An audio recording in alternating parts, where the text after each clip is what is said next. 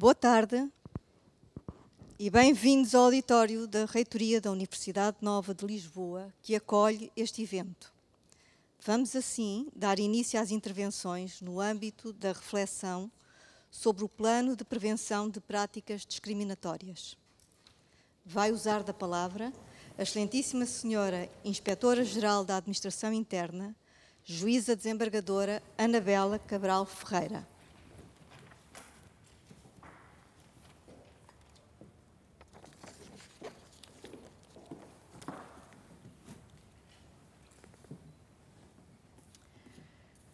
Excelentíssimo Senhor Ministro da Administração Interna, Excelentíssimo Senhor Comandante-Geral da Guarda Nacional Republicana, Excelentíssimo Senhor Diretor Nacional da Polícia de Segurança Pública, Excelentíssima Senhora Diretora do Serviço de Estrangeiros e Fronteiras, Excelentíssimo Senhor Presidente da Autoridade Nacional de Emergência e Proteção Civil, caros Inspectores da Inspeção-Geral da Administração Interna, na pessoa de Vossas Excelências, cumprimento todos os elementos das forças e serviços de segurança aqui presentes e que nos acompanham por videoconferência. Uma primeira palavra de agradecimento à Universidade Nova por ter, de modo imediato e caloroso, acolhido esta iniciativa nestas magníficas instalações. Começo com um registro difícil. Dizia há um ano, por altura da minha tomada de posse, que os elementos das forças e serviços de segurança todos os dias expõem a sua vida para que possamos manter o nosso cotidiano em liberdade e em paz e que por isso todos lhes estamos gratos. Perdeu a vida recentemente e encontra-se em estado grave ao serviço da corporação que pertenciam, a GNR, no fundo ao serviço de todos nós, o guarda Carlos Joel Torres Pereira e a cabo Vânia Sofia Cardoso Martins, a vivificarem de forma mais dramática possível o que então dizia. Na pessoa do Sr. Comandante-Geral, expresso aqui as minhas condolências e público reconhecimento.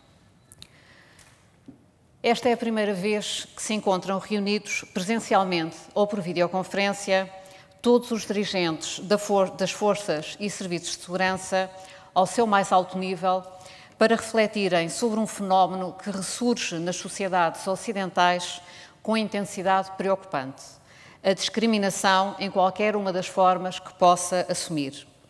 Isto por si só é a expressão da relevância do tema e da atenção que lhe damos. Fazemo-lo com a enorme responsabilidade que resulta de, sobre as forças e serviços de segurança, recair a garantia do normal funcionamento do Estado de Direito.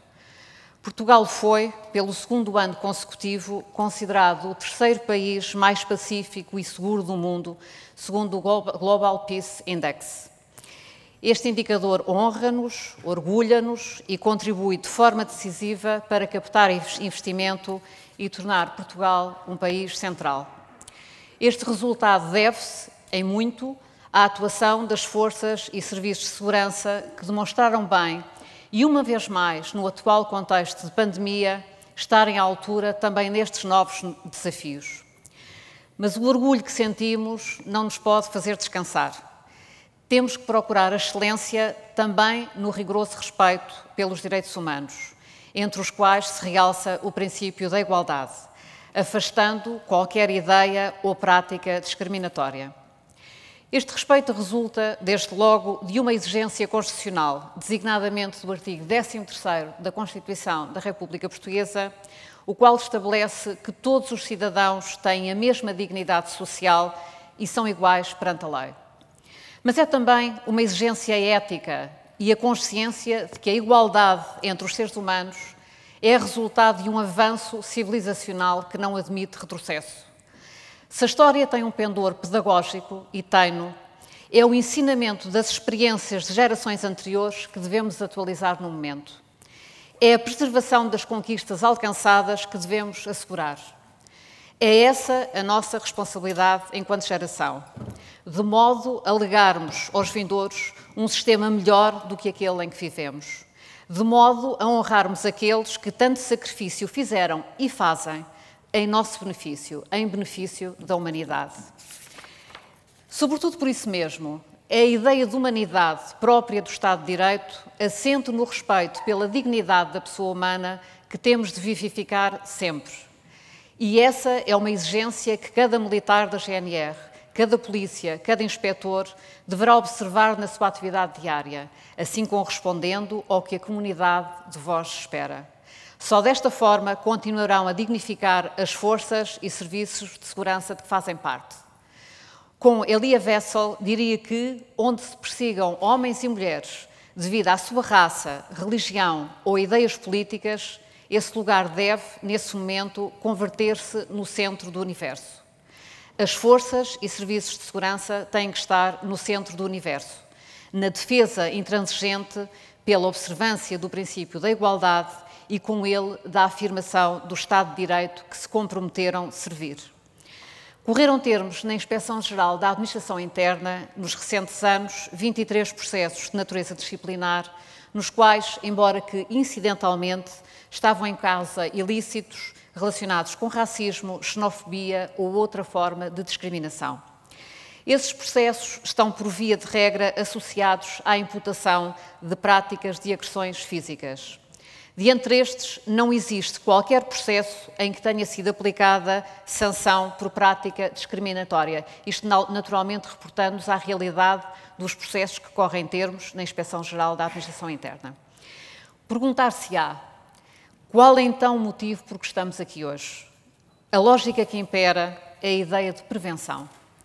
Naturalmente que a nossa realidade é muito diferente daquela onde vemos hoje acontecer atrocidades praticadas por polícias. Ainda assim, é fundamental para o normal funcionamento do Estado que a comunidade mantenha confiança nas suas forças e serviços de segurança, para o que contribuirá um debate como este, integrado, inclusivo e do qual resultem ideias-chave que deverão pautar a prática dos militares, polícias e inspetores. Repete-se numa perspectiva preventiva. O que aqui empreendemos é uma reflexão interna com vista à elaboração de um plano sempre em aberto e sempre à espera de melhoramentos. Aqui chegados, urge perguntar, que passos podemos dar neste momento? Há 4 vetores que consideramos centrais. A seleção dos membros das forças e serviços de segurança, a formação inicial e contínua, a interação nas redes sociais e a avaliação das situações que reclamam a intervenção das forças e serviços de segurança. Afigura-se determinante, naturalmente, os critérios de seleção dos elementos que hão de integrar as forças e serviços de segurança. Afirmamo-lo com convicção. Sempre que for evidente a adesão por parte do candidato a perspectivas contrárias ao Estado de Direito, a entrada nas forças e serviços de segurança não deve ser franqueada. E assim é, porquanto assumem um compromisso de honrar e respeitar a Constituição. Constituição que não pode ser encarada como um conjunto mais ou menos inócuo, distante ou meramente indicador de princípios gerais, mas antes como fundamental instrumento legal do Estado de Direito. Certo, porém, que a intimidade da convicção pessoal é, por vezes, mesmo com a realização de rigorosas provas de ingresso, a que não faltam exames psicotécnicos, dificilmente prescrutável. Nessa medida, a atenção inicial, embora imprescindível, não é suficiente. A formação inicial e contínua é igualmente um tópico a desenvolver.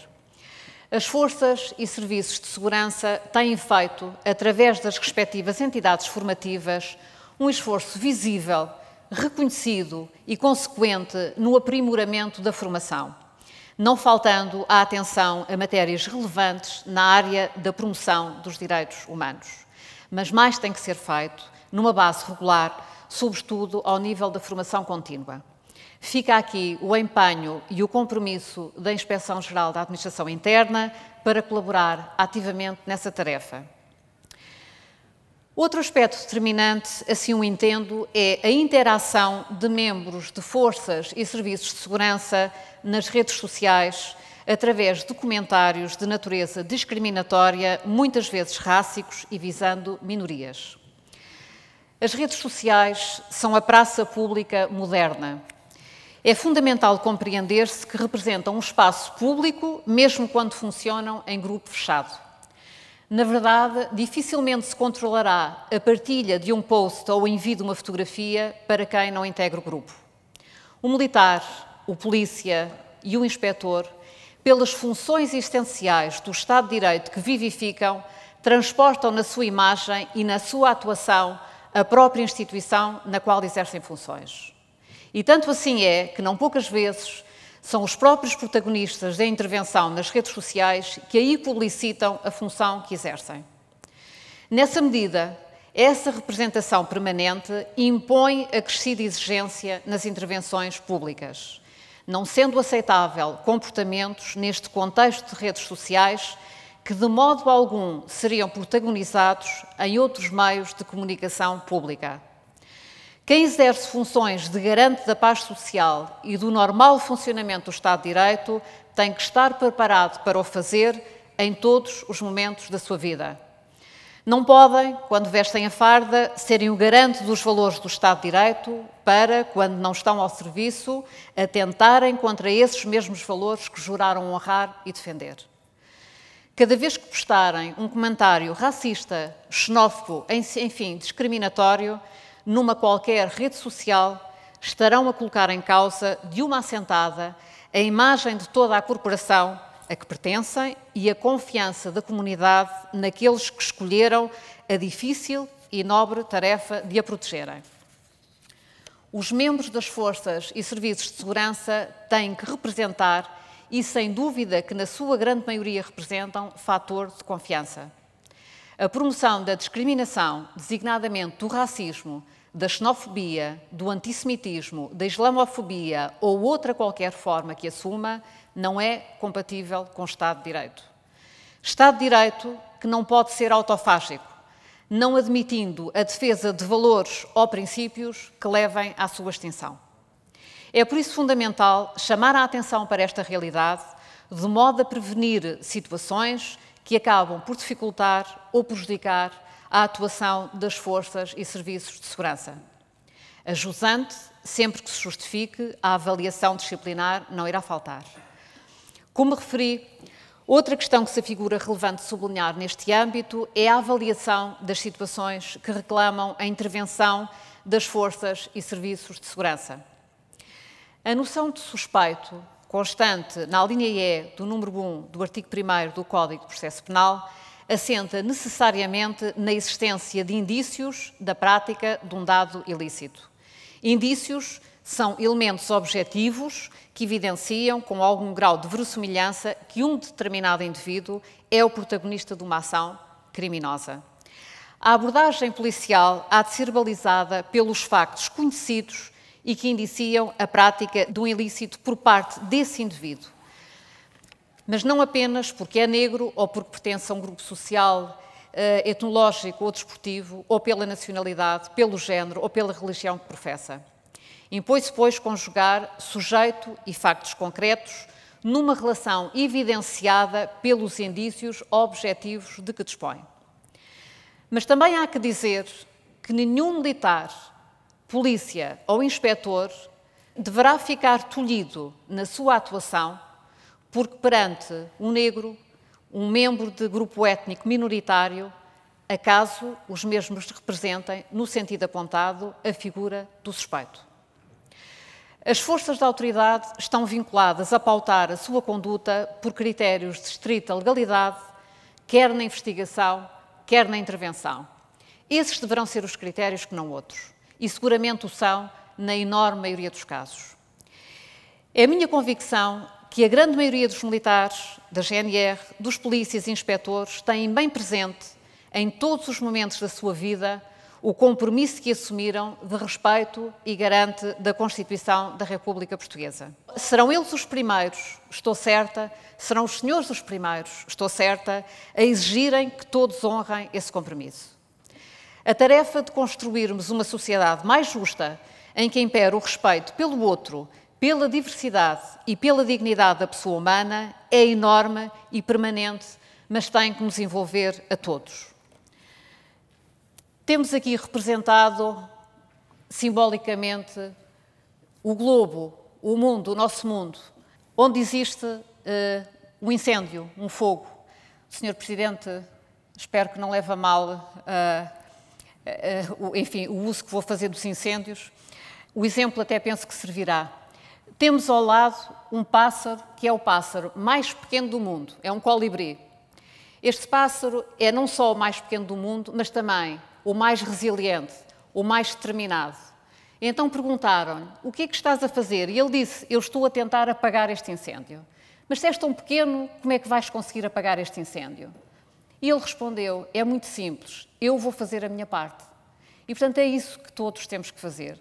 Podemos não conseguir mudar o mundo, podemos não conseguir mudar como gostaríamos as instituições, mas todos temos, como o colibri, de fazer a nossa parte.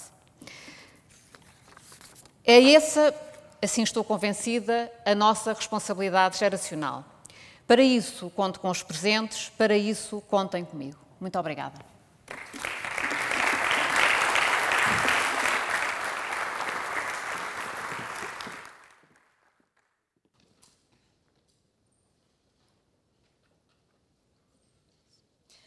Tem agora a palavra o excelentíssimo Sr. Comandante-Geral da Guarda Nacional Republicana, o Sr. Tenente-General Luís Francisco Botelho Miguel.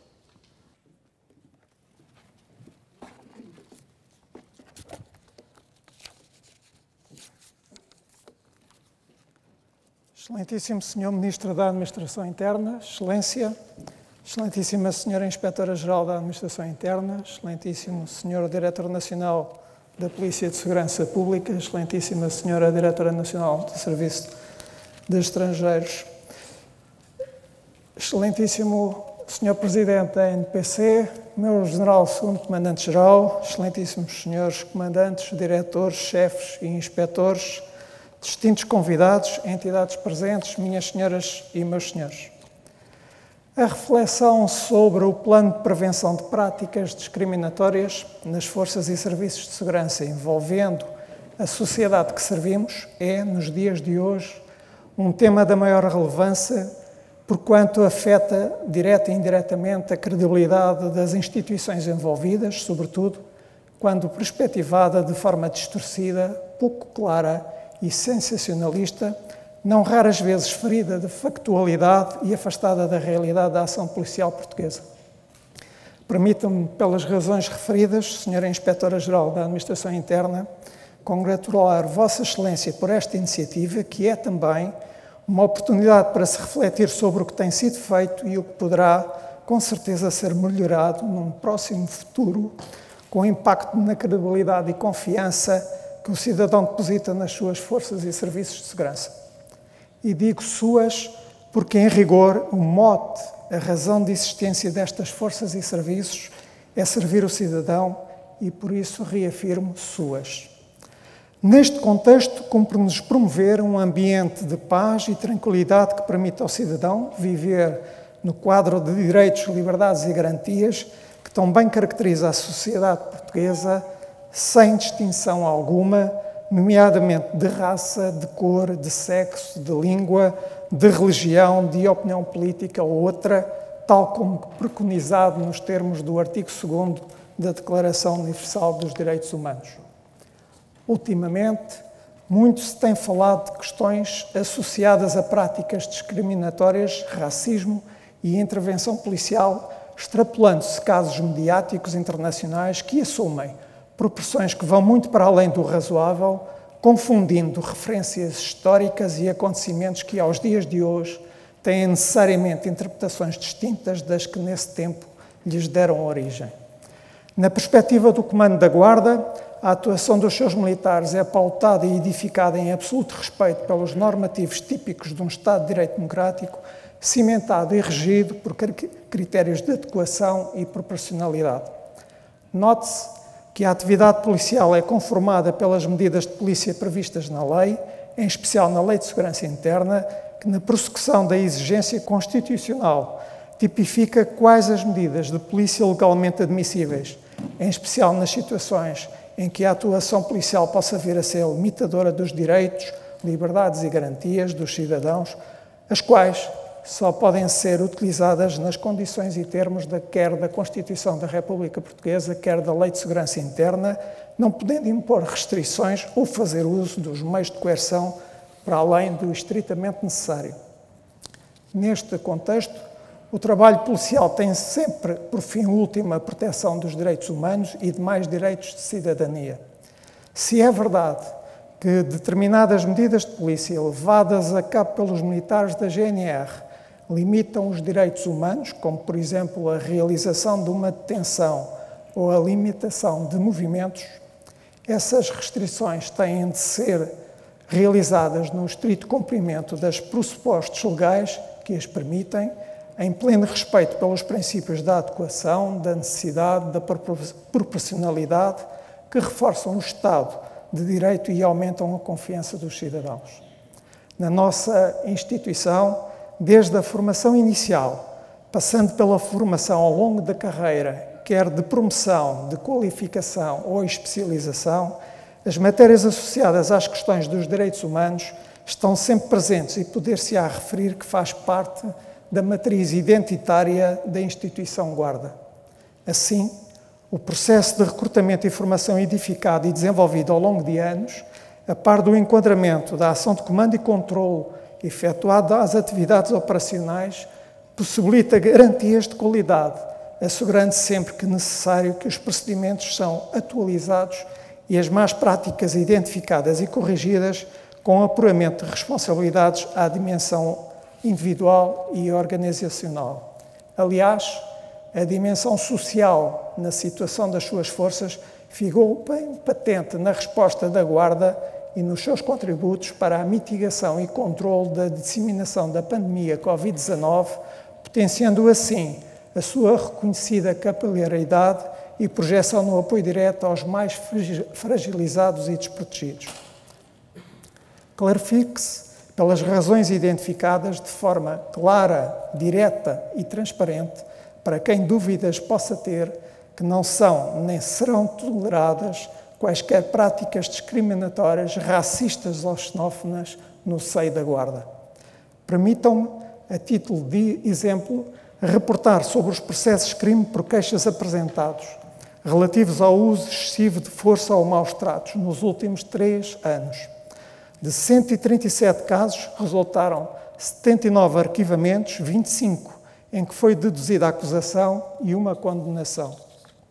Assim, se tiver em conta que durante 2019 a Guarda realizou 1.198 patrulhas, se cada patrulha tiver em média 10 contactos com os cidadãos, estamos a falar em mais de 10 milhões de contactos num ano, para além de muitas outras atividades operacionais e administrativas em que há relação com o cidadão. Assim pode facilmente constatar-se que o número de situações descritas como incorretas ou passíveis de violar os direitos humanos ou práticas discriminatórias é residual. Não obstante, enquanto existir um único caso de denúncia de violência policial ou situações de discriminação, tal constitui, obviamente, uma preocupação para o Comando da Guarda, sendo essas situações cuidadosamente registadas e investigadas pelas autoridades judiciárias competentes e ou pelos órgãos internos, sempre que se conclua ter existido uma conduta ilegal ou uma infração disciplinar. Por outro lado, não são passíveis de serem aceitos comportamentos desviantes de cidadãos que, sob a ameaça de denúncia junto dos OCS, de interpretações propositadamente deturpadas da situação, procuram condicionar a ação dos militares. Nos dias de hoje, face a uma cada vez maior pressão do imediatismo da notícia, independentemente da sua verosimilhança, a função policial obriga a um comportamento redobrado de firmeza e cortesia na ação junto do cidadão.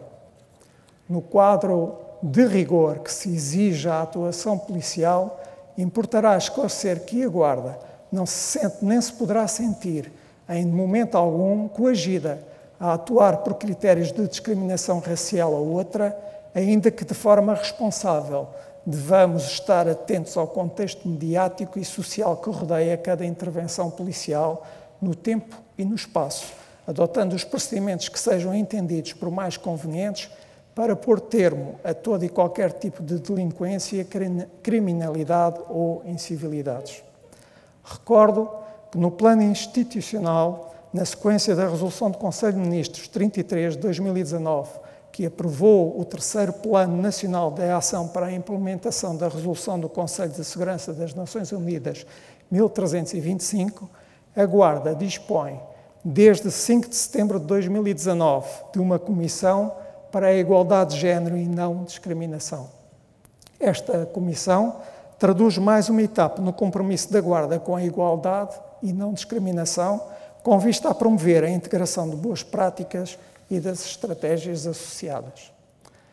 A atuação é e será sempre pela lei e pela grei, no quadro dos limites legais estabelecidos e sem quaisquer constrangimentos face a dinâmicas sociais e eventuais impactos mediáticos que se possam fazer sentir, porquanto a atuação é garantística em respeito pelos direitos fundamentais. Relativamente ao futuro, permitam-me uma palavra sobre aquilo que designo de essência das gerações, que nos apresenta as designadas gerações X, Y, Z e, mais recentemente, a geração Alfa, para sinalizar que é nosso dever antecipar uma nova e inovadora forma de estar, de ser e de compreender o mundo e, como tal, prevermos hoje ou amanhã. No plano daquilo que designo de essência das gerações, identifico 4 áreas que importa enfatizar. A busca da novidade, a qual expressa a experimentação de novas coisas e experiências, a procura do compromisso social, potenciador de uma ligação mais aos seus pares do que à família, a designada intensidade emocional crescente, associada a viver-se a 100%, e a exploração criativa, com novas formas de fazer, sentir e de estar na vida. Apresento-vos estas potencialidades e particularidades identificadas como caracterizadoras das gerações que hoje se desenvolvem e fortalecem, porque, seguramente, seremos confrontados com novos desafios de segurança e para a segurança e, como tal, reclama a preparação de respostas novas, inovadoras e ainda incompreensíveis face à realidade que conhecemos, mas que deverão fomentar a nossa atenção. Excelentíssimo Sr. Ministro, minhas senhoras e meus senhores, ainda que assumindo que não existe de forma generalizada um problema de racismo e discriminação nas forças e serviços de segurança e reconhecendo como indiscutível o elevado grau de profissionalismo dos militares e civis que asseguram o serviço policial, temos necessariamente de ser capazes de acompanhar de perto a atividade dos nossos profissionais, antecipar problemas que de um momento para o outro podem pôr em causa a credibilidade da instituição e a imagem do país. O desafio passará por reforçar continuamente as competências específicas e de qualificação potenciadoras para identificar, tratar e fomentar as melhores práticas, alicerçadas na formação e treino e, por outro lado, acompanhando a evolução da sociedade e as suas dinâmicas sociais, ao mesmo tempo que se capacite os órgãos inspectivos. Também importará uma política de sensibilização dos cidadãos e das diferentes comunidades, envolvendo os OCS e a sociedade civil, num racional de se estimular uma maior cultura de civismo, de ética e moral na sociedade que transforme a percepção da existência sobre as forças e serviços de segurança, as quais devem ser vistas como parceiros colaborativos, enquanto agentes de prevenção, salvaguarda e apoio, que dignifica a pessoa humana e a sua segurança num justo equilíbrio entre esta e a garantia das suas liberdades. Permitam-me usar as recentes palavras de Sua Santidade, o Papa Francisco. Não podemos tolerar nem fechar os olhos sobre qualquer tipo de racismo ou exclusão. Ao mesmo tempo, devemos reconhecer que a violência é autodestrutiva. Este tem sido e continuará a ser o compromisso da Guarda, uma instituição centrada nas pessoas e para as pessoas, independentemente da cor da sua pele, da etnia, da cultura, da religião ou género, assumindo a responsabilidade no âmbito da sua missão geral, promover estratégias e ações que contribuam para uma sociedade assente na igualdade e livre de discriminação, fundada em razão de preparar hoje para continuar a garantir no futuro um melhor espaço de liberdade e segurança, disse.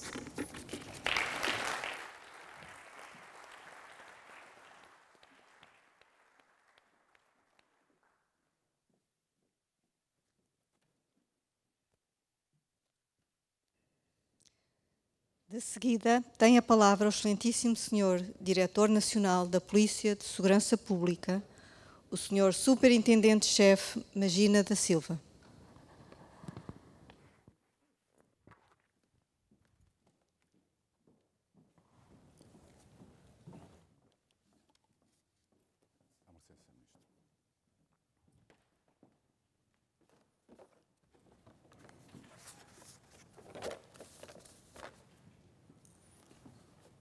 Ora, boa tarde a todos. Sr. Ministro da Administração Interna, Sra. Inspetora-Geral, Sr. Comandante-Geral da Guarda, Sr. Diretor Nacional do SEF, camaradas da PSP e da GNR e demais presentes. Portanto, eu, ao contrário dos meus antecessores, vou, portanto, usar uma cábula digital. Trouxe aqui um PowerPoint com os tópicos, trazem alguns números, mas queria felicitar, antes de mais, a Sra. Inspetora-Geral por esta iniciativa. Como dizia Edmund Burke, basta que os bons nada façam para que o mal triunfe. Portanto, efetivamente, para que as coisas corram bem, como costumo dizer numa linguagem mais corrente, temos que apertar o parafuso todos os dias um bocadinho. E estamos aqui, portanto, a fazer isso, ao fim e ao cabo, como referiu a Sra. Inspetora-Geral, a prevenir e a manter-nos vigilantes sobre a temática que nos traz aqui. Agora, a parte que eu rezo para que isto funcione, está a funcionar. Portanto, tenho aqui 5 pontos que irei percorrer. Portanto, um breve enquadramento sobre a organização de Polícia de Segurança Pública, a estratégia que aprovei no início, em coordenação com a tutela, obviamente, a estratégia para a Polícia de Segurança Pública para o meu mandato, de 3 anos, a minha comissão de serviço, trazer aqui alguns números das interações, do número de interações, reclamações e queixas relacionadas com a Polícia de Segurança Pública, trazer aqui um modelo que eu acho muito interessante, de um autor, de um holandês, portanto, que dá para, de certa forma, aproveitarmos para termos um quadro de referência de combate à polarização, ao extremismo, discriminação, e depois também alguns índices sobre a confiança dos portugueses nas instituições policiais. Porque acredito que, efetivamente, o discurso sobre a discriminação, as várias discriminações, faz-se muito, e esse é um risco, e é um perigo, faz-se muito baseado em percepções e pouco em números. Portanto, isto decorre da lei, Lei Orgânica da Polícia de Segurança Pública, Serviço Público, portanto, está salientado, servimos o público, e a missão legal também da Polícia de Segurança Pública decorre da Constituição, nada de novo. O PSP atua nos grandes centros urbanos, portanto, passa-se sempre muita coisa, todos os dias, alguns números, os números relacionados com os cidadãos que residem na nossa área, os movimentos pendulares, portanto, cidadãos que não residem, mas trabalham, estudam, ou por outra razão se deslocam à área de responsabilidade da Polícia de Segurança Pública, as zonas urbanas sensíveis, ou bairros problemáticos, como lhe queiram chamar, portanto, temos bastantes na nossa área, à volta nas zonas periurbanas das grandes cidades, alguns dados do RASI 2019, portanto, processamos 49% da criminalidade geral, 71% da criminalidade violenta e grave, fizemos 49% das detenções em Portugal, temos vários pontos sensíveis na nossa área, tivemos 27 mil policiamentos de complexidade e dimensão diversa, obviamente, desportivos, grandes eventos por aí fora, e um grande número também de manifestações e concentrações, portanto, exercício do direito de manifestação e reunião, cerca de 1080 durante o ano de 2019, novamente de dimensão e complexidade diversa. E, como já foi salientado pela Sra. Inspetora-Geral, a última atualização do World Peace Index, temos o Global Peace Index, somos novamente o 3º país mais seguro do mundo, ou mais pacífico. Portanto, não está a correr muito mal, diria eu. A estratégia PSP 2020-2022 foi aprovada nos primeiros dias. O Covid atrasou um bocadinho, mas foi aprovada nos primeiros dias, nas primeiras semanas da minha comissão. Foi um processo participado com todos os comandantes da Polícia de Segurança Pública, foi rodado, recolheu contributos, definimos uma missão em que nos revemos e temos uma visão. Portanto, uma visão que encerra tudo o que queremos ser. Somos uma polícia integral, com as várias valências necessárias para responder a todo o espectro da segurança interna, uma polícia humana, uma polícia forte, temos que ser fortes para servir bem o cidadão, coesa, muito importante, e a matéria que nos traz aqui tem, efetivamente, potencial de fratura da coesão interna das forças e serviços de segurança e sempre, sempre, sempre ao serviço do cidadão.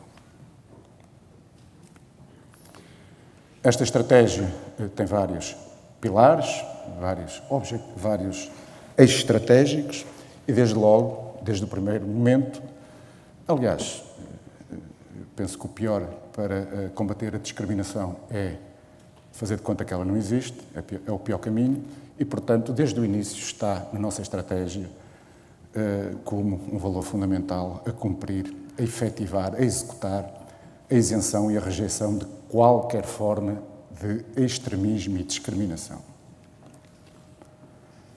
Depois, no âmbito deste eixo, foram, portanto, definidos 3 objetivos estratégicos. Portanto, combater todas as formas de extremismo, radicalismo e discriminação, todas. Responsabilizar os polícias que dolosamente e de forma grave ou grosseira violem as suas obrigações legais, as instruções hierárquicas emitidas, nomeadamente no referente ao uso da força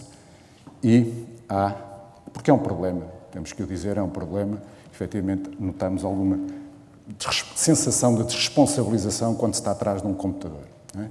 Nas redes sociais, efetivamente é um problema que não é fácil, porque obviamente é um bocadinho o jogo do rato e do gato, e até para conseguirmos chegar à identificação de quem está a proferir determinadas declarações, muitos também se fazem passar por polícias. Portanto, o ambiente digital é um ambiente complexo das redes sociais. Mas, portanto, estamos muito atentos, todos os seus comandantes têm instruções muito específicas para monitorizar nas redes sociais e perseguirmos e responsabilizarmos os polícias que, portanto, produzam afirmações que são inadmissíveis. Mas, e esta também é a nossa convicção da Polícia de Segurança Pública, que não se pode combater a discriminação apenas responsabilizando os polícias. Portanto, é uma moeda com 2 faces. Também temos que defender os polícias que são injustamente acusados, isso também acontece muito, e protegê-los, como é lógico, dos bons polícias, apesar de muitas vezes a percepção pública ser de que atuaram mal, etc., etc. Portanto, muitas vezes não é verdade e temos que os proteger. E temos que responsabilizar os cidadãos que também cometem afirmações, portanto, discriminatórias em razão do exercício profissional. Também é uma discriminação. Quando se diz que polícia bom é polícia morto, está a ser discriminar em razão da profissão. A Constituição também diz que não pode ser. Portanto, à semelhança do que fez o Sr. General, também trouxe alguns números. Temos uma média anual de 3 milhões de interações formais. Estamos a falar de interações que estão documentadas de alguma forma. Não é? E destes 3 milhões apenas, no ano de 2019, 1.020 foram alvos de queixas ou reclamações também formais. Isto constitui 0,034 do total das interações que mantivemos com os nossos concidadãos. Quando estamos a falar de interações, estamos a falar de interações positivas, negativas, no âmbito de detenções, no âmbito de fiscalizações, no âmbito de operações policiais e por aí fora. Concretamente, dentro das tais 1.020 que referi, temos aqui as reclamações constantes no livro amarelo. Portanto, têm sido relativamente constantes. O ano de 2020 poder-se-á dizer Covid, foi o Covid, as pessoas... Não, mas as nossas interações eventualmente até aumentaram. Portanto, também não está a correr mal este ano. Só para termos uma ideia da tipologia das reclamações que foram apresentadas no livro amarelo, isto é um padrão. Portanto, 37% é um padrão que temos assistido ao longo dos anos. Portanto, são, efetivamente, as interações no âmbito da fiscalização rodoviária. As pessoas não gostam de ser multadas. Levantou um auto de contornação, não levantou aquele que estava na mesma infração. Portanto, são coisas desse tipo. E saliento que a tipologia de reclamações mais baixa, portanto, 2%, é precisamente a violência policial e as agressões. Já não vejo bem, desculpem-me lá. Violência policial e o abuso da autoridade. Processos disciplinares, para além dos que a Sra. Inspetora-Geral da Administração Interna referiu, portanto, no âmbito da esfera de competências da Inspeção-Geral da Administração Interna, na Polícia de Segurança Pública, por atos ou afirmações de alguma forma discriminatórias. Portanto, em 2019 tivemos 7 processos disciplinares, de natureza disciplinar, e neste primeiro semestre de 2020 temos já 7 também. Depois a questão das agressões dos polícias e contra os polícias. Portanto, são dados, novamente os números, é importante focar a discussão sobre a discriminação e sobre a violência policial central em números. Portanto, temos aqui um apanhado. As barras azuis representam os polícias que foram agredidos nos diversos anos e as barras vermelhas, os casos em que os polícias foram acusados de terem agredido, sendo que muitos destes casos são no âmbito de detenções, portanto não está depurado, é um número grosso, todas as queixas, independentemente, portanto, ou seja, mesmo nas situações em que os polícias são apenas suspeitos e que depois não foram condenados, estão aqui também na barra vermelha.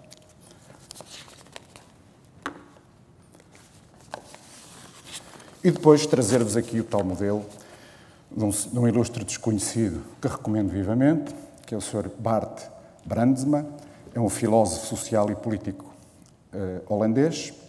Ele auto-intitula-se, ou gosta de se auto-intitular como um filósofo de pensamento pragmático e trabalha já há bastantes anos com a Comissão Europeia através da Radicalization Awareness Network, a RAN.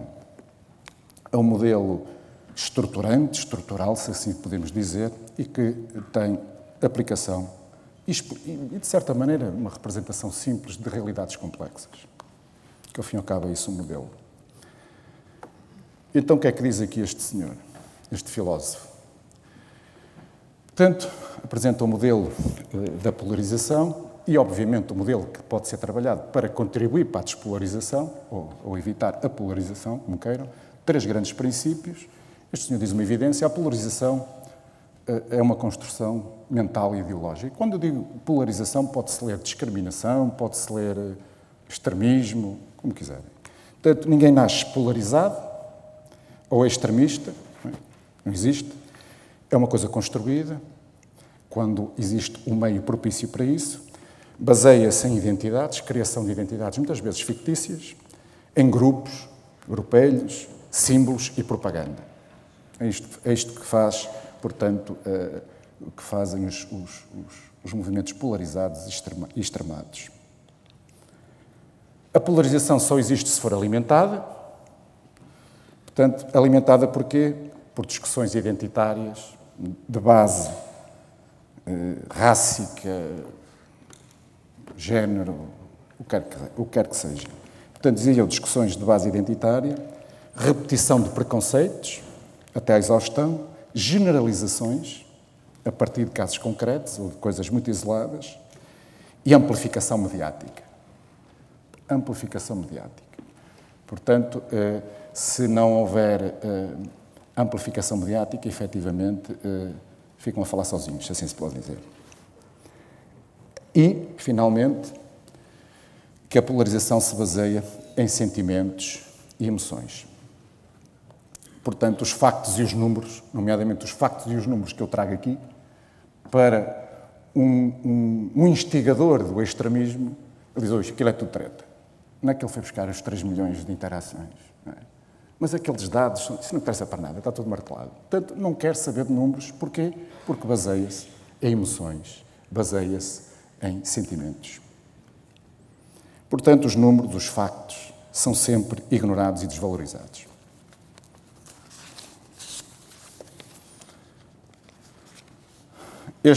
Este senhor identifica 5 atores dos processos de polarização, os instigadores, a que eles chamam os pushers, em inglês, os seguidores, que são os joiners, os silenciosos, que são os silent, os construtores de pontes, que são os bridge builders, e os bodes expiatórios, que são os scapegoats.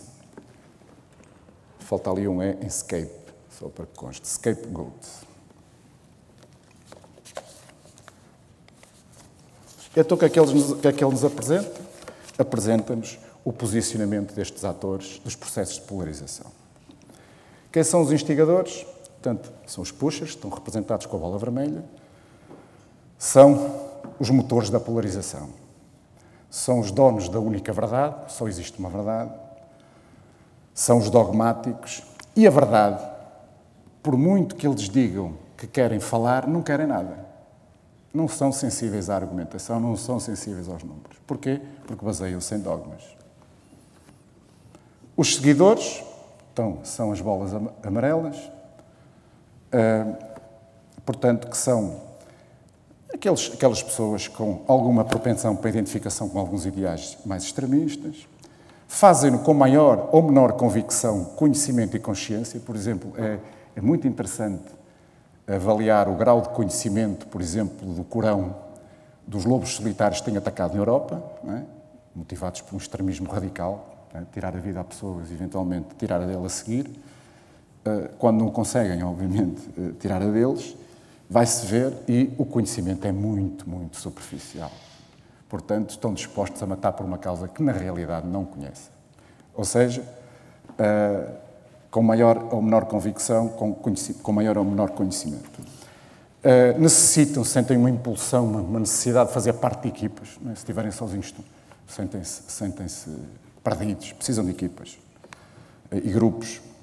E são, obviamente, influenciáveis por amigos e pelos instigadores. E depois temos os silenciosos. Os silenciosos é a maioria silenciosa.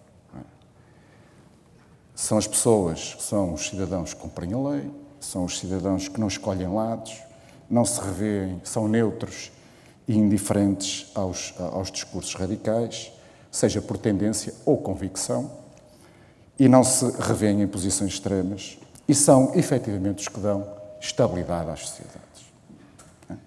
Portanto, quanto maior for a mancha branca, se houvesse mancha branca, isto era tudo cor-de-rosa, não havia problema nenhum, não havia polarização, não é? Mas a vida não é assim. No entanto, são estes realmente o eixo fundamental para evitar a polarização.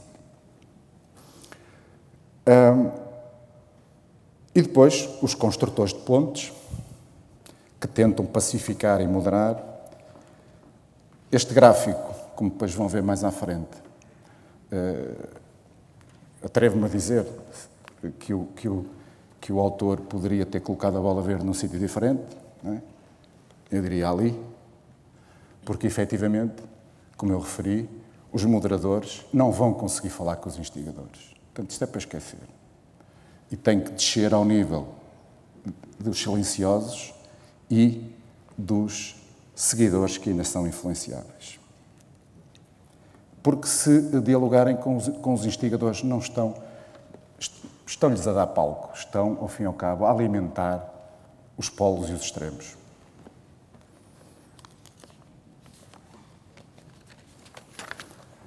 Este é o pior cenário.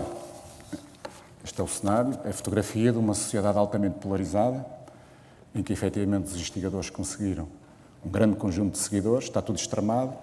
Os silenciosos, portanto, foram reduzidos. E depois também aparecem os scapegoats, que são os bodes expiatórios, que são atacados tanto por um lado como pelo outro. São os culpados do costume. E teimam ficar no centro. Isto é, volto a dizer, quando os discursos polarizados vingaram, os extremismos estão ao rubro, há um perigo imenso porque a redução da grande massa silenciosa que dá estabilidade aconteceu e temos, obviamente, uma sociedade polarizada, desequilibrada e potenciadora de conflitos. O que é que o autor propõe para combater a polarização? Desde logo, mudar o ator-alvo, o grupo-alvo, visando os silenciosos do centro e os seguidores recuperáveis, e esquecendo totalmente os instigadores. Mudar a posição de combate, como viram, a bolinha, em vez de estar lá em cima dos construtores de pontes, baixar ao nível dos que são recuperáveis. Desconstruir discursos de qualquer base identitária, que recusar totalmente os nós e os eles, seja qual for. Seja, como disse, com base rássica, clubística, de género, não interessa para nada. Portanto, temos que nos centrar e só há uma discriminação que essa sim temos que fazer, que é entre cidadãos que cumprem a lei e cidadãos que infringem a lei. É só isso que interessa. Se formos por aí, estamos no bom caminho. Portanto, esta discussão, recusar uma discussão centrada numa forma concreta de polarização, portanto, nunca ouvirão a Polícia de Segurança Pública dizer quantos agentes de cor negra tem. É irrelevante. Não interessa para nada. Quantos agentes da Polícia de Segurança Pública são do Benfica ou do Porto? Não fazemos esse levantamento. Qual é a filiação partidária dos polícias da Polícia de Segurança Pública? Zero, não interessa para nada. Portanto, desconstruir qualquer discurso de base identitária é muito importante. Muito importante. Mudar o tom do discurso, mediação e envolvimento, e recusar entrar em discussões ideológicas dos extremos, como disse. Incentivar a inclusão social, condenar igualmente ambos os polos, rejeitar a dinâmica dos nós e eles, corporativismos patológicos também são de evitar, condenar todos os discursos polarizados, independentemente da sua natureza. Volto a dizer, seja ela rássica, xenófoba, política, ideológica, de género, de religião, desportiva, ou outra qualquer.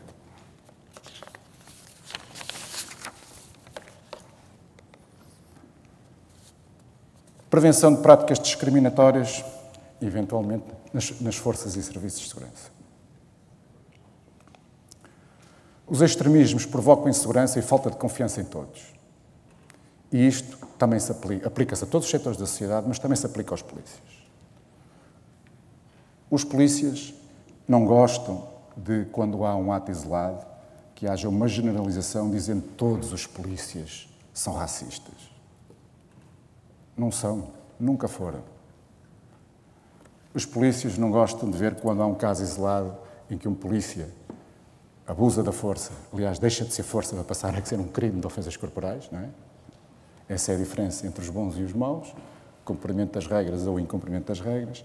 Portanto, quando há um polícia que usa a força, como volto a dizer, deixa de usar a força pública e usa de violência e pratica crimes, os polícias não gostam que toda a gente diga violência policial. A Polícia de Segurança Pública é violenta, geneticamente violenta. Os polícias não gostam. O Diretor Nacional também não gosta, também sou polícia. Também me incluo. Portanto, temos que, de alguma forma, dar confiança e segurança a todos os setores da nossa sociedade, incluindo os polícias.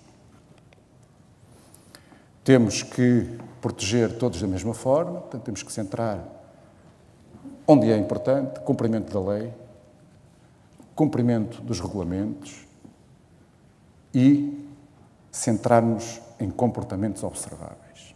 Isso é que importa. O Diretor Nacional da Polícia de Segurança Pública não tem a validade de conseguir mudar a cabeça aos polícias, que pensam mal ou que têm alguma tendência para pensar de alguma forma mais discriminatória. Não consigo fazer isso. Agora, eu posso, isso sim, ver os seus comportamentos observáveis, ver o que dizem nas redes sociais e responsabilizá-los por isso.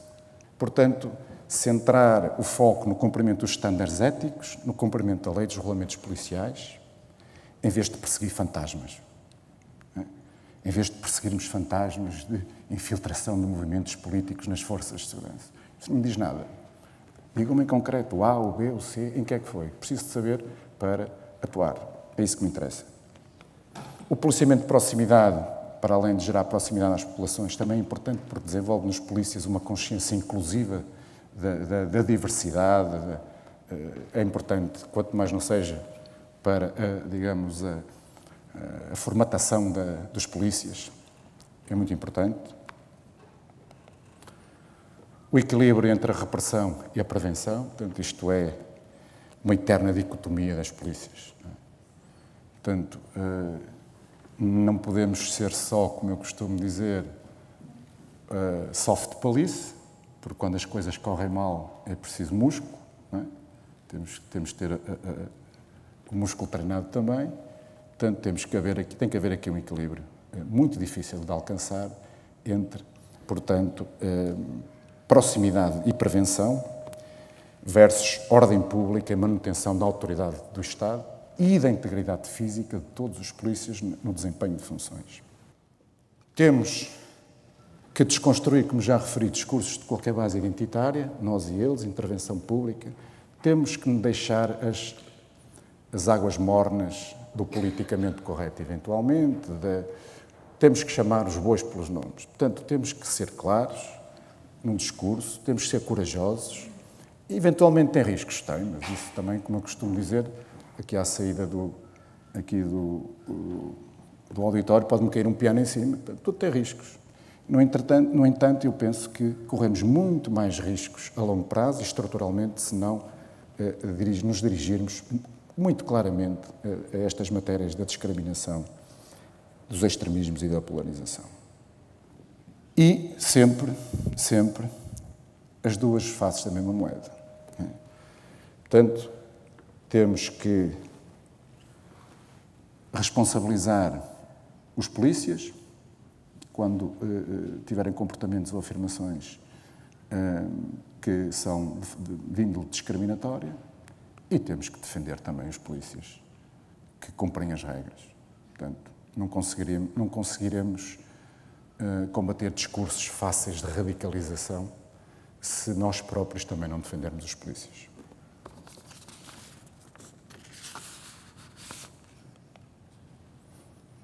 Alguns números, novamente, portanto, um estudo do Observatório da Sociedade Portuguesa da Universidade Católica, feito entre 2016 e 2018. Portanto, neste caso, as forças de segurança, a polícia, aparece colocada em terceiro lugar, portanto, imediatamente a seguir às Forças Armadas à Presidência da República, à instituição da Presidência da República e das escolas públicas, aparece a polícia. E depois, já em ambiente Covid, ou em época Covid, portanto, uma sondagem do Instituto, quem é que me ajuda? ICS? Obrigado. Instituto de Ciências Sociais da Universidade de Lisboa e do ISCTE, de março, em que, efetivamente, em ambiente, digamos, incerto, subimos 2 lugares. Portanto, estamos, as Forças de Segurança, concretamente Polícia e GNR, era essa a pergunta, ficamos em primeiro lugar. Portanto, números para desconstruir discursos e generalizações.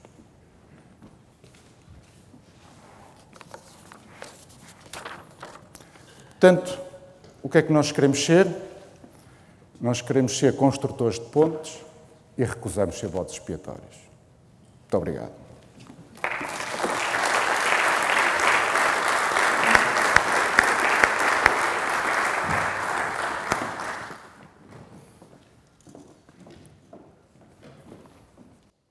Tem a palavra a excelentíssima senhora Diretora Nacional do Serviço de Estrangeiros e Fronteiras, senhora doutora Cristina Gatões. Muito boa tarde a todos.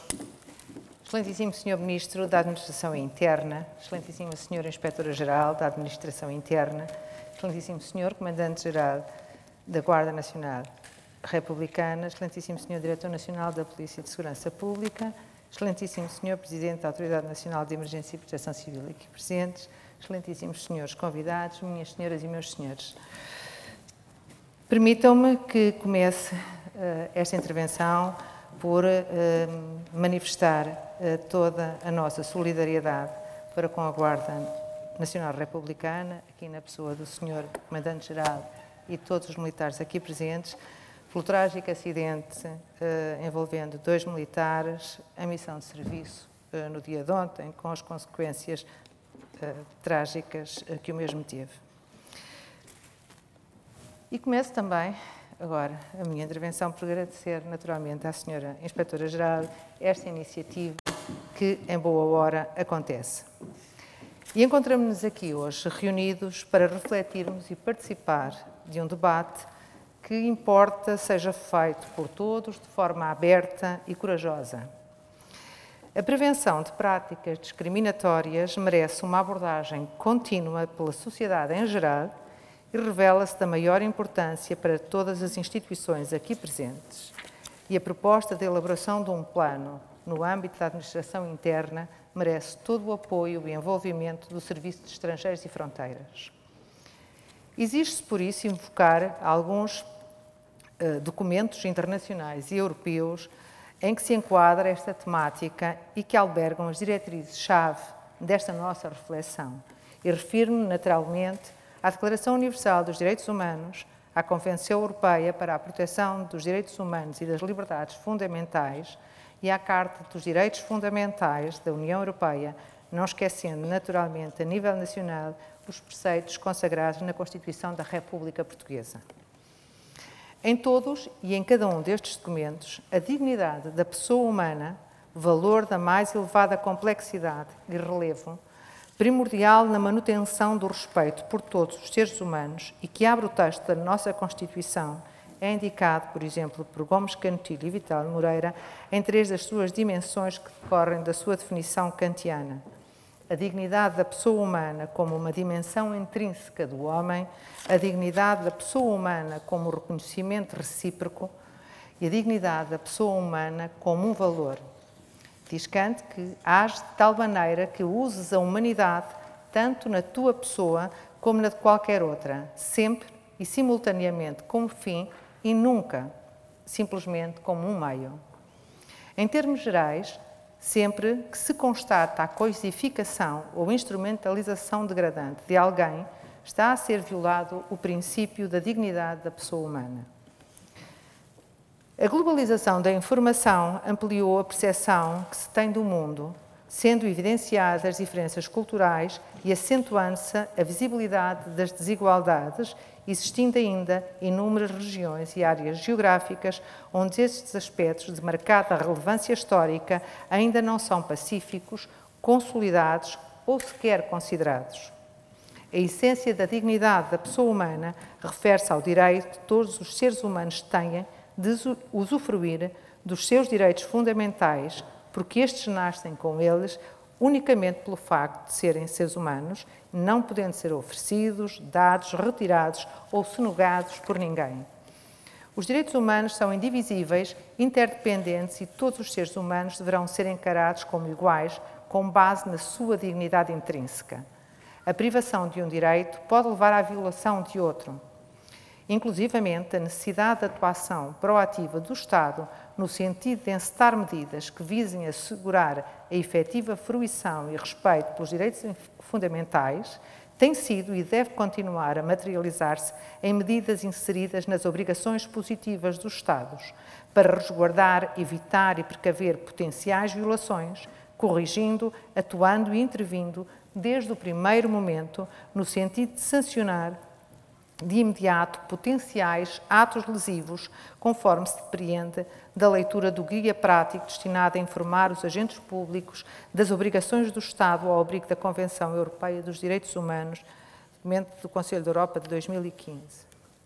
No âmbito da atuação do Serviço de Estrangeiros e Fronteiras, para além da especial proteção dos direitos das vítimas de alguns crimes da competência de investigação também atribuída ao CEF, como é o caso do tráfico de pessoas, há também a necessidade de estender esta acessão a potenciais vítimas de outros crimes, designadamente e, sobretudo, as vítimas não nacionais, recordando o artigo 13º da Constituição da República, que prevê o tratamento igual para cidadãos de qualquer ascendência, sexo, raça, língua, território de origem, religião, convicções políticas ou ideológicas, instrução, situação económica, condição social ou orientação sexual, impondo-se um cuidado na implementação de medidas harmonizadas e de conhecimento universal de atuação imediata em caso de identificação de vítimas de crime e que tem de ser levado a cabo no estrito respeito dos direitos fundamentais. E para que tal ocorra, não se esgota este cuidado em ações em termos de atuação proativa e efetiva ou em ações de formação permanente e contínuas no sentido de se manter elevado o nível de reconhecimento e respeito pelos direitos humanos por parte dos profissionais dos Serviços Estrangeiros e Fronteiras. Os inspectores do CEF são também eles atores na missão de tutela e salvaguarda dos direitos, liberdades e garantias individuais, uma vez que são, normalmente, o primeiro rosto visível da lei do Estado de Direito no momento em que os cidadãos não nacionais se apresentam perante uma fronteira portuguesa. Refletir sobre um plano de prevenção de práticas discriminatórias implica, por isso, encetar medidas que visem a monitorização de qualquer ato que, em qualquer momento, possa comprometer a igualdade de tratamento ou do exercício de direitos, liberdades e garantias em qualquer domínio da vida pública. E permitimos-nos, neste contexto, sugerir ou identificar algumas medidas, designadamente a garantia, por parte das instituições que todos aqui representamos, da manutenção de tratamento igual a situações e pessoas nas mesmas circunstâncias. A verificação do efetivo acesso ao direito à justiça por parte de todos os cidadãos, nacionais e não nacionais. A monitorização da abstenção de qualquer distinção, restrição, impedimento, preferência ou exclusão que possa ter por base a cor, a raça, a origem, a religião, a nacionalidade ou a etnia de qualquer ser humano. A imediata correção de procedimentos ineficazes, insuficientes ou incorretos que não operacionalizem as obrigações positivas do Estado de Direito em todos os quadrantes, nomeadamente na plena fruição dos direitos, liberdades e garantias fundamentais dos cidadãos. A intervenção rápida na detecção precoce e subsequente apoio e acolhimento pelas instituições responsáveis de potenciais vítimas de crime, impedindo que o pendor acusatório dos processos que visam a perseguição e condenação dos agentes criminosos prevaleça sobre a obrigação de atuar perante a detecção de qualquer vítima, fazendo com que a mesma se venha a sentir instrumentalizada. A replicação das boas práticas adquiridas da experiência e conhecimentos acumulados ao longo dos anos de interação do CEF com diferentes nacionalidades e especificidades de cidadãos de diferentes origens, com destaque para os programas como o CEF em Movimento ou o CEF Vai à Escola e ainda de diferentes campanhas encetadas com vista a regularizar documentalmente e assim melhor favorecer o acolhimento de cidadãos não nacionais na sociedade portuguesa. A prioridade na manutenção e mesmo atualização de linguagem não discriminatória, inclusiva e respeitadora e que não incida, por exemplo, sobre o estatuto de entrada ou permanência irregular enquanto condição do cidadão e que possa promover a acentuação da sua exclusão ou o reforço de estereótipos que possam associar de qualquer forma a sua condição de não nacional a agente de crime, seja ele qual for. A reiteração da proibição absoluta e intransigente de qualquer forma de racismo, xenofobia, antissemitismo, islamofobia, preconceito ou intolerância, nomeada expressamente pela proibição de qualquer tipo de insulto, abuso verbal, humilhação ou violência no decurso da atividade profissional e que possa pôr em causa o bom nome do CEF, nomeadamente através do estrito respeito pelos códigos de ética e de conduta. E, finalmente, o estímulo dos debates permanentes e regulares entre peritos e investigadores internacionais da área dos direitos fundamentais, com vista a avaliar as práticas em vigor e promover o debate conjunto de novas e melhores medidas a implementar na área da promoção dos direitos humanos em Portugal, inserido no contexto europeu e internacional, visando temas de atual preocupação, como, por exemplo, o casamento forçado ou a mutilação genital feminina recentemente consagrados enquanto crimes. E apenas para assinalar a relevância da necessidade de reflexão sobre estes temas, destacamos que a APAV refere relativamente a dados de 2019 que mais de metade das vítimas de discriminação e vítimas de ódio em Portugal admitiu não ter feito queixa às autoridades competentes porque não acreditam que valesse a pena ou porque tiveram receio de represálias ou ainda porque não sabiam que podiam denunciar e onde. É necessário que todos, sem exceção, sejam dotados de informação e conhecimentos suficientes para reconhecer, apoiar e intervir em qualquer questão que envolva uma prática discriminatória. E isto aplica-se naturalmente também a todos nós. E sendo esta uma discussão que urge, a sua urgência é tanto mais necessário quando a sabemos também necessária intramuros e interpares. E naturalmente impõe-se que cada um de nós reflita também sobre ela e que não subsistam qualquer dúvidas ou hesitações sobre o nosso posicionamento enquanto seres humanos e enquanto agentes da autoridade, com especiais deveres de comportamento e atenção no que é o primeiro dever de qualquer um de nós, o absoluto, intransigente e inegociável respeito pelos direitos humanos. Muito obrigada.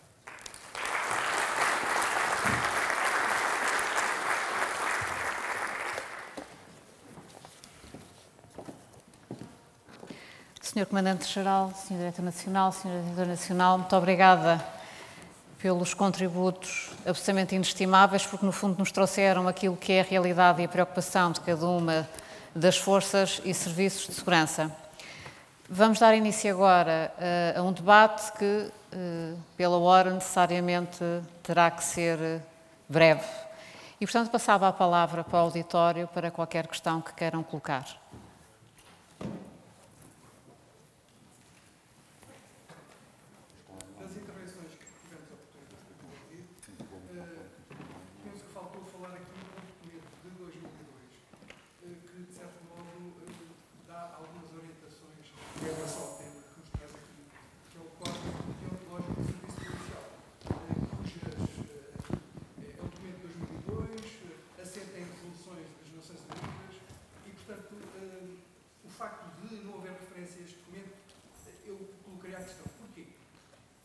Aplica-se só à GNR e à PSP, com certeza. Mas, de qualquer maneira, porquê? É só. Eu não sei se o Dr. Eurico pretende direcionar essa pergunta para alguém em concreto. Pela... Muito bem. De qualquer forma, sem querer ultrapassar naturalmente aquilo que o Sr. Comandante-Geral e o Sr. Diretor Nacional possam ter a dizer quanto a essa matéria, o tempo era escasso. O tempo que foi concedido a cada orador foi cerca de 10 minutos.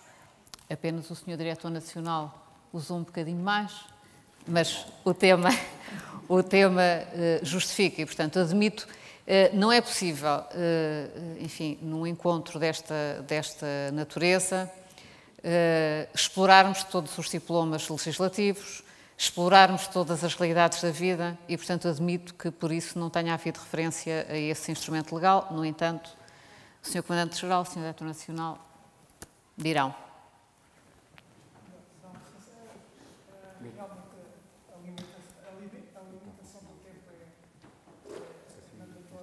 No entanto, o Código, como referiu e bem, o Código deontológico assenta nos direitos humanos e o Sr. Inspetor ouviu com certeza, tanto da minha parte como do Sr. Diretor Nacional, diversas referências exatamente às referências aos acórdãos das Nações Unidas e à lei dos direitos humanos. Portanto, elas estão nas nossas orientações e estão vertidas nos documentos internos, no meu caso específico, estão vertidos nos documentos internos da Guarda.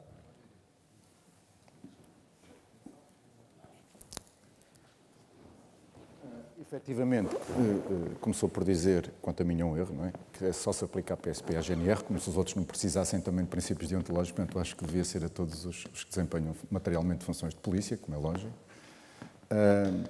Efetivamente é um documento importante, como há mais, há um documento muito importante também das Nações Unidas com alguns anos que fala qualquer coisa como os princípios que devem ser obedecidos pelos agentes responsáveis pela aplicação da lei. Tem coisas muito concretas, muito importantes. Portanto, há vários documentos, eu diria até com um interesse pragmático maior do que o documento que referiu, o Código Deontológico das Forças de Segurança. Mas a experiência que eu tenho quando queremos passar aos polícias matérias sobre deontologia sobre ética, sobre prevenção de práticas discriminatórias não é com códigos. Não é com códigos. A mera enunciação de grandes princípios não funciona. Portanto, o que funciona é, efetivamente, as regras, os regulamentos que materializam os grandes princípios, não é?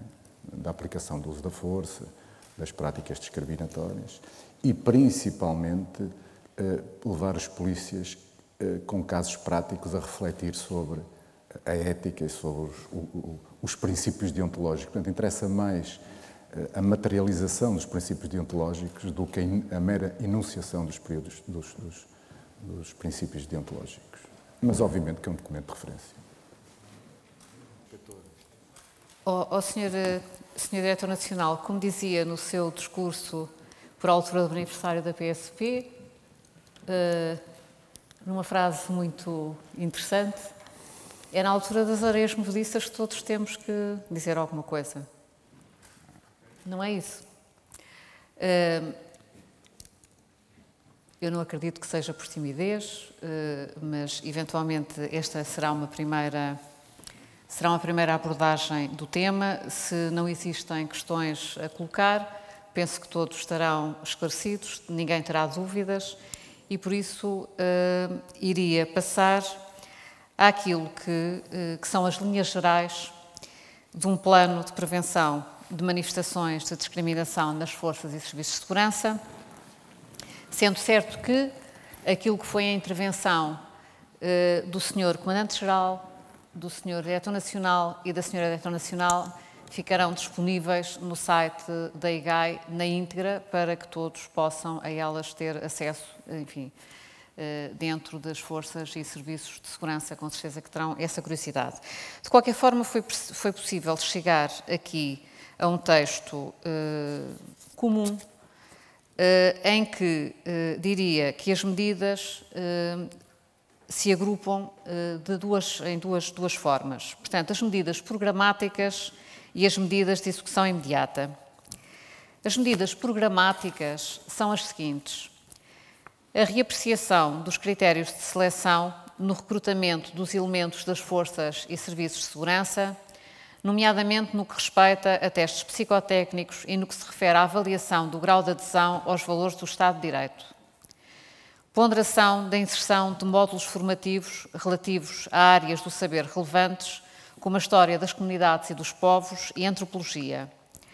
Reforço dos conteúdos dos módulos de formação relativos a direitos humanos. A análise dos padrões comportamentais das novas gerações, sinalizando e antecipando a sua forma de estar, de ser e de compreender o mundo, por forma a desenvolver uma atuação mais orientada das forças e serviços de segurança que acompanhe essa evolução. Desenvolver uma política de sensibilização dos cidadãos e das diferentes comunidades que transforme a percepção existente sobre as forças e serviços de segurança, as quais deverão ser vistas como parceiros colaborativos da dignificação da pessoa humana e da sua segurança. Estas as medidas de natureza de execução, de natureza programática. Medidas de execução. O estabelecimento de limites objetivos relativos às intervenções dos elementos das forças e serviços de segurança nas redes sociais, nomeadamente limitações no que respeita a comentários de casos ou de intervenções policiais concretas, afirmações hostis que incitem ao ódio ou à discriminação de pessoas ou de grupos, comentários ofensivos, afirmações contra o Estado de Direito. 2. Explicitação dos critérios de intervenção policial, os quais apenas podem assentar em factualidade objetiva. Nunca poderão resultar da aplicação de fatores de discriminação e nunca poderão resultar de generalizações. 3. Explicitação das regras de boa conduta na interação dos elementos das forças e serviços de segurança com os demais elementos da sociedade.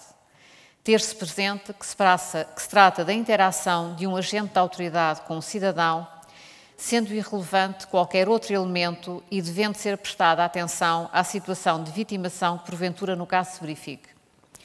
Tal interação nunca poderá assentar numa artificiosa polarização entre nós e eles.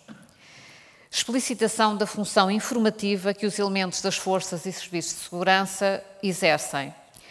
O cidadão deve sempre perceber as razões da intervenção, os fundamentos da limitação dos seus direitos, os direitos de que dispõe, o que é expectável que lhe venha a acontecer e os modos que a lei prevê de reação a qualquer atuação dos agentes de autoridade.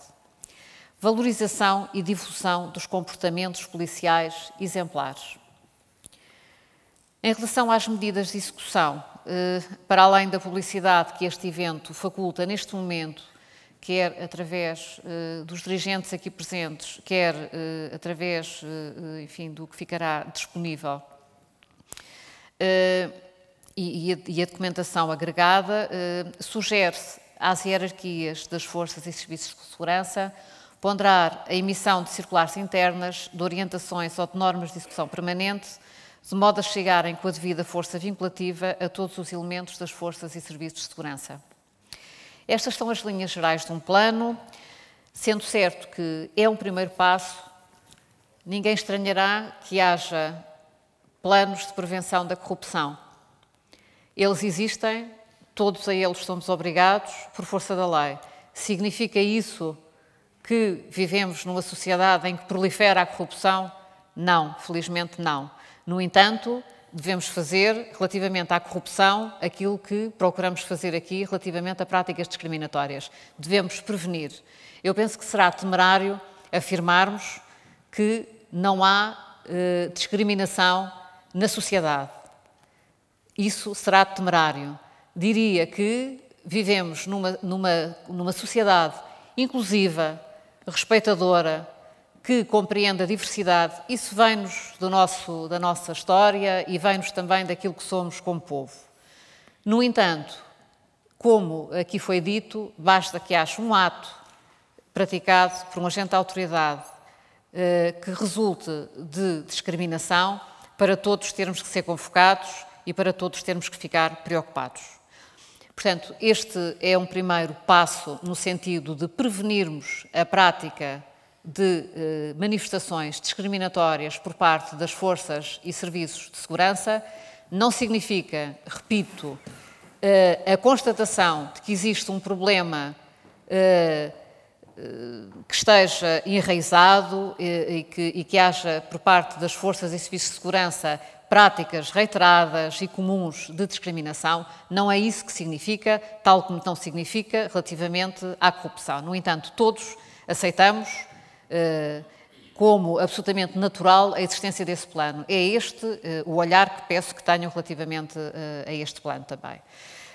E, portanto, o que peço é convocamos todos os dirigentes, todos os senhores que aqui estão e senhoras que estão aqui na plateia, todos os membros das forças e serviços de segurança para colaborarem neste plano, que não é de forma nenhuma um plano hostil, é um plano que visa nada mais do que isto, prevenir. Penso que podemos aceitar, enquanto sociedade, enquanto Estado de Direito, que é importante prevenir na comunidade, como nas forças e serviços de segurança, práticas discriminatórias. Sr. Ministro, iria passar a palavra à Vossa Excelência para encerrar os trabalhos.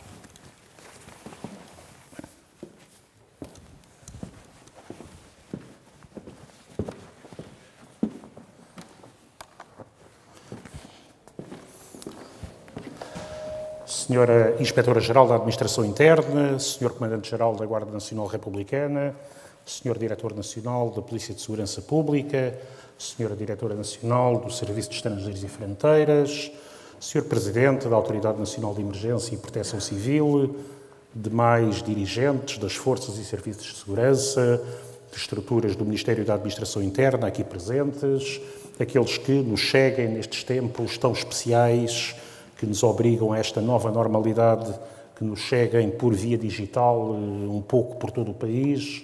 Minhas senhoras, meus senhores, o que fazemos aqui hoje é a marca da relevância de uma agenda, de uma área da segurança interna que contribui decisivamente para a afirmação de Portugal como um dos Estados mais pacíficos, mais seguros do mundo, e para a afirmação de Portugal como um país marcado por um padrão exigente de inclusão, de tolerância, de afirmação dos valores democráticos. E isso exige forças e serviços de segurança que são a manifestação da autoridade democrática do Estado e que o servem. E que, por vezes, como esta semana vimos, dão a vida pela defesa dos direitos dos cidadãos e que se sacrificam, deixando para trás tudo quanto são riscos, e fizeram-no mais uma vez nestes tempos tão difíceis de pandemia. Esta é a área da política pública, que talvez só de forma comparável à área da saúde, neste ano tão difícil e tão especial, nunca esteve em teletrabalho, nunca esteve confinada, esteve sempre ao lado dos portugueses, esteve sempre na rua, no bom sentido, na primeira linha da afirmação dos valores do Estado de Direito Democrático. A Sra. Inspetora-Geral referiu que há cerca de um ano assumiu estas funções e na carta de missão, no mandato que lhe foi transmitido na cerimónia de posse, estava a afirmação exatamente deste contributo que cabe à Inspeção-Geral e lhe cabe como primeira responsável do organismo, pela afirmação de uma polícia da legalidade democrática que defenda os polícias enquanto primeiros agentes desta afirmação dos valores constitucionais, enquanto afirmação dos princípios constitucionais que juram cumprir no compromisso de honra quando iniciam as funções na polícia. E por isso hoje, num outro debate que correu hoje na Assembleia da República, enquanto às prioridades de política criminal para o período 2020-2022, também aí a defesa dos direitos dos polícias enquanto agentes desta afirmação do Estado de Direito é uma prioridade da ação de política criminal. Este foi um tempo em que, em tempo de pandemia, Portugal foi confirmado por opção de avaliação internacional como o terceiro país mais seguro do mundo. Não foi um acaso, porque não era assim tanto há uns anos atrás. Em 2014 éramos apenas, meritoriamente, o 18º país mais seguro do mundo. E voltamos a fazê-lo. Mas fizemos-lo de uma forma que, numa outra avaliação do Instituto para a Democracia, fomos dos países em que o estado de emergência, o estado de resposta à pandemia, não se traduziu num cerceamento das liberdades fundamentais. E isso é manifestado pelos cidadãos, pela forma como reconheceram, numa avaliação pública, a que o seu diretor nacional da PSP fez referência na intervenção, publicada já durante o período de estado de emergência, as forças de segurança, no caso a pergunta era feita relativamente à GNR e à PSP, estão no nível mais elevado da confiança dos cidadãos entre as várias entidades públicas que aí eram consideradas. Isto decorre de um esforço que é, antes de mais, dos cerca de 50 mil homens e mulheres que servem Portugal nas forças e serviços de segurança desta área que tenho a responsabilidade e a grande honra de coordenar politicamente neste momento. Mas este mandato traduzia-se também num esforço permanente que as circunstâncias, primeiro políticas, da transição do governo e depois a pandemia, levaram a que só hoje tivéssemos condições para realizar uma iniciativa deste tipo. Porque esta é uma atividade permanente. As polícias são os garantes do cumprimento do artigo 13 da Constituição, que afasta todas as formas de discriminação em função do género, da opção política, da orientação religiosa, da orientação sexual, da ascendência, da raça, da etnia, da proveniência.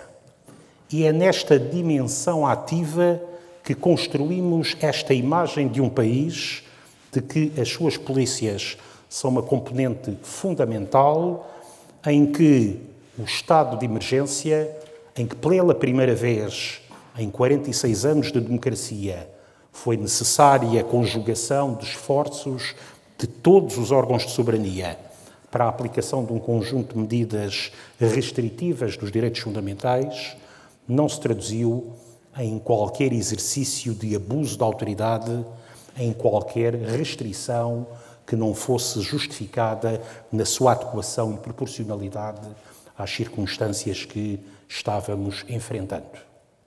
É por isso que defendemos a ação dos polícias e exigimos um respeito e um contributo ativo para a prevenção de práticas discriminatórias. Há, por vezes, um discurso que entende que as circunstâncias discriminatórias ou não são suficientemente graves ou algumas delas se resolverão pelo passar do tempo. Não é assim. A análise da discriminação nunca pode ser vista na perspectiva do opressor, só pode ser analisada na perspectiva do oprimido. A análise daquilo que é o tratamento de uma minoria religiosa, étnica, só pode ser vista na perspectiva daqueles que têm a experiência vivida do contacto com essa circunstância de ser o outro, de ser o diferente, num contexto de uma qualquer sociedade. E por isso não basta esperar que a sociedade naturalmente resolva estas situações de desajustamento com aquela que é a nossa visão de uma sociedade inclusiva. É assim relativamente às várias discriminações. E é por isso que, se não fosse uma opção política clara que, com o Estado democrático, permitiu que as mulheres pudessem ser magistradas, diplomatas ou militares ou polícias, a senhora Inspetora-Geral não podia estar ali sentada porque não teria acesso à carreira da magistratura e não poderia ser hoje juíza de um tribunal superior. E é por isso que, no combate às várias desigualdades, ela é uma prioridade política pública que marca a visão que temos da segurança interna. Não é por acaso, é certamente por mérito, mas não é por acaso que este ano, pela primeira vez, 2 dos 5 maiores comandos territoriais da Polícia de Segurança Pública passaram a ser comandados por mulheres. Não é por acaso que a Guarda Nacional Republicana, e saúdo a Sra. Tenente Coronel Pereira, que está aqui connosco, o ano passado constituiu uma comissão para a igualdade de género e combate à discriminação no âmbito da Guarda Nacional Republicana. Estamos a falar de políticas ativas que visam transformações que não passam pelo tempo, passam por ações e vocações que distinguem as sociedades inclusivas das sociedades discriminatórias, as ditaduras das democracias, e distinguem polícias que sabem ser respeitadas pela forma como se relacionam com os cidadãos, da escola segura ao acompanhamento dos idosos abandonados, como previnem o crime, contribuindo este ano com os resultados do Relatório Anual de Segurança Interna para termos os 2 últimos anos tenham sido os 2 melhores de sempre desde que existem relatórios anuais de segurança interna, 2018 e 2019. Isso só torna mais difícil construir e mais exigente construir os resultados para o futuro. E é por isso também que o crime de violência doméstica, que há 30 anos atrás era considerado uma bizarria, exceto nas suas dimensões extremas, é o crime mais denunciado e na formação que os militares e os polícias têm para a sua ação, insere-se a necessidade de intervir preventivamente, intervir repressivamente e ter elementos das forças de segurança com formação adequada para, com respeito pela privacidade, agir relativamente a casos de violência doméstica. Estou certo que estes números exigem uma atenção plural, mas muito decorrem desta proatividade que levou a evidenciar, a existir confiança na denúncia relativamente àquilo que era uma realidade, por vezes, esquecida.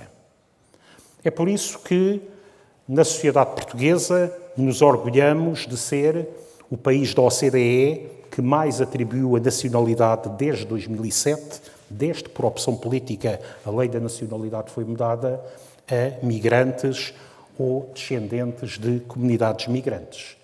Tal como nos orgulhamos, não vemos como um problema, vemos como positivo o facto de Portugal ter ultrapassado em 2019 mais de 500 mil de cidadãos estrangeiros que correspondem para a diversidade, para a pluralidade, para o crescimento da economia e para a sustentabilidade da segurança social num país de uma Europa crescentemente envelhecida. É para esta dimensão que as forças de segurança têm de estar atentas. Portugal tem, na avaliação global, justamente o reconhecimento como um país inclusivo. Não significa isto que o racismo, a xenofobia, a discriminação em função da orientação sexual não existam na sociedade portuguesa. Por isso, em acordo com estruturas de Estado, com organizações não governamentais, tem sido promovida a formação relativamente a diversas dessas áreas de ação. E por isso tenho orgulho nestas polícias, sabendo que este é um trabalho que deve ser aprofundado todos os dias. Tenho orgulho em projetos como o Projeto Maria ou a Casa Júlia, que defendem o respeito contra a discriminação de género e a violência doméstica na PSP. Tive orgulho em estar nas Ilhas Gregas, onde a Guarda Nacional Republicana salva anualmente centenas de vidas de migrantes e de refugiados que buscam a liberdade ou melhor vida para os seus filhos. E tenho orgulho no Serviço de Estrangeiros e Fronteiras, quando esta semana, para dar um exemplo recente, atuou garantindo na defesa do trabalho com direitos e contra o tráfico de seres humanos e a exploração com base no desconhecimento de quem nem sequer sabe a nossa língua. E é por isso, por esta relação de empenho e que faz parte do mandato de todos estes dirigentes, a que tive o orgulho de dar posse nos últimos anos, e que correspondem também a um equilíbrio de género que não é um acidente, que corresponde ao mérito de cada um, mas que corresponde a uma visão política para a área tão específica como a da segurança interna, que nós não podemos, relativamente às práticas discriminatórias, fingir que elas não existem. Esse é um padrão, essa é uma intervenção em que teremos de ser exigentes para consolidar bons resultados e dar consistência, aprofundando uma resposta no futuro. Quando os riscos também são sempre inovadores. Dos riscos de extremismos vários que hoje põem em causa o equilíbrio e os valores do projeto europeu, há riscos de intolerância que estão assinalados e estão, aliás, na agenda do trio de presidências que Portugal integra, da União Europeia, que Portugal integra e que esta semana se iniciou, e entre os quais estão matérias como o combate à promoção de práticas ou discursos de incentivo ao terrorismo na internet, a prevenção de discursos extremistas, de direita ou de promoção de ações de fundamentalismo islâmico. É nesta dimensão de um país que se orgulha do seu equilíbrio social, mas que não desconhece a necessidade de o conquistar cada dia, que estas linhas de um plano que não acaba aqui, não começa aqui, integra o mandato de todas as forças e serviços de segurança, integra o mandato da Inspeção-Geral dentro da sua função de estabelecer aquilo que são regras para a formação, para a atuação das forças e serviços de segurança e para a intervenção relativamente a situações de incumprimento em que a ação imediata é exatamente a melhor forma de garantir o prestígio das nossas polícias. Parabéns pela iniciativa, Sra. Inspetora-Geral, mas, sobretudo, um voto de profunda confiança na GNR, na PSP, no CEF, na forma como, em cada dia, não desconhecem problemas, não os escondem para debaixo do tapete e enfrentam olhos nos olhos com os portugueses, consolidando uma relação de confiança que garante esta imagem de um país seguro e pacífico para todos.